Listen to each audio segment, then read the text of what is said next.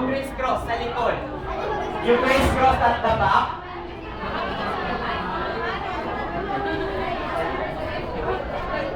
Yung bolt mo nasa labas. Okay, mamaya na po mag-demo. Mamaya na po kayo mag-demo. Makinig muna para alam. Okay, you crisscross at the back. And then, papunta ulit sa harapan. And then you do the square knot. Okay, square knot.